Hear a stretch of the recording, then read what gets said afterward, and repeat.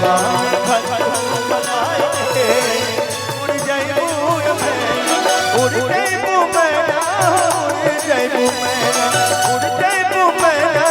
उड़ जाइबू मैना नैया के रंगवा चढ़ाई के उड़ जाइबू मैना नैया के रंगवा चढ़ाई के उड़ जाइबू मैना।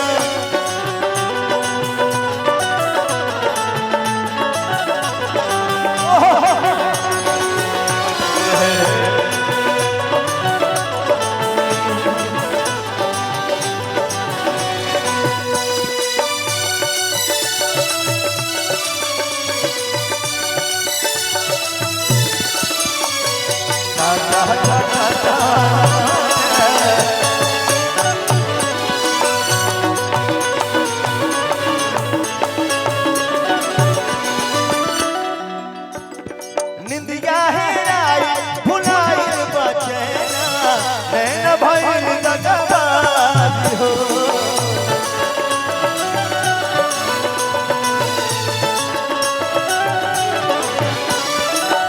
चार ही विद्वान के होके दुनिया फिर दया बस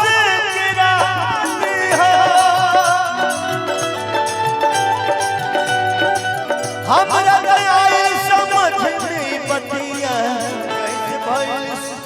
रात हो खोता के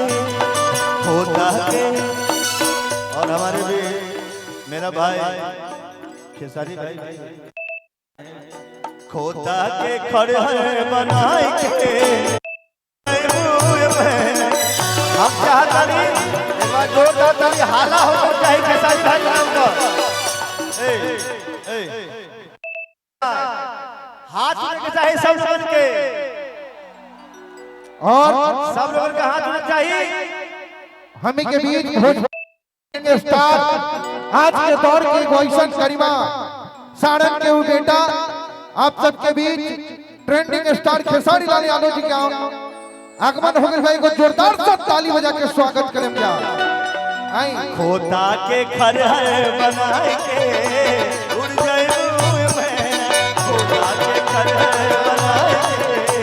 उड़ जाइबू मैना दिलवा में घर तू बनाए के उड़ जाइबू मैना खोता के खरहर बनाए के उड़ जाइबू मैना दिलवा में घर तू बनाए के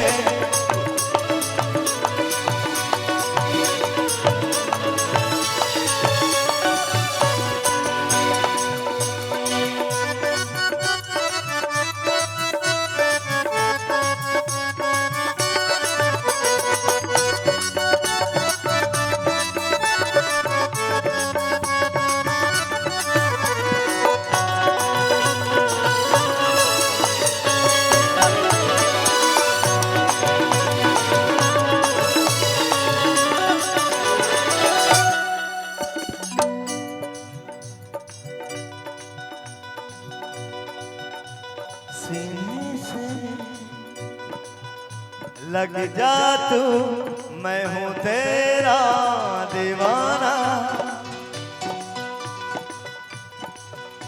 मुझे तुझसे मिलने से रोकेगा क्या ज़माना छोड़ूंगा ना साथ तेरा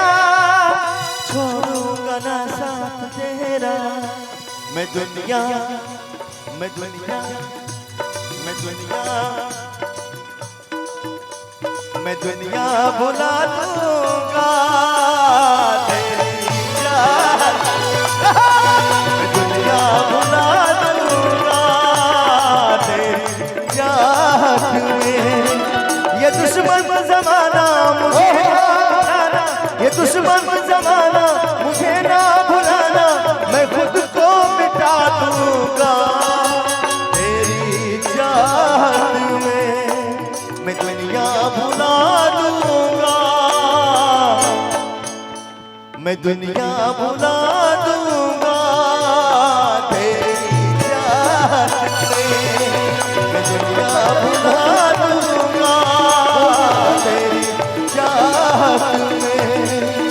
दुनिया भुला दूंगा तेरी चाहत में, मैं दुनिया भुला दूंगा। सर केला अखिया मिलावे, साउंड नहीं आवत है भैया, तू कैसे सुनत हो? आवत है ना कि अखिया मिलावे में लागे लाज, ठक से करे जबा धड़केला। ये निरहुआ हिंदुस्तानी का गाना था और मैं कल्पना जी गाए थे, बाद में गाऊंगा कि मन में मिलनवा के चाहत जगा के,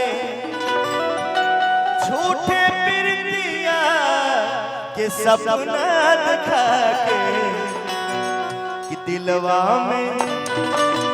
निरहुआ हिंदुस्तानी कौन कौन देखे हैं? निरहुआ हिंदुस्तानी बड़ा प्यार दिए थे आप लोग या लोग कुमार को, कि दिलवा में घर तू बनाई के उड़ जाए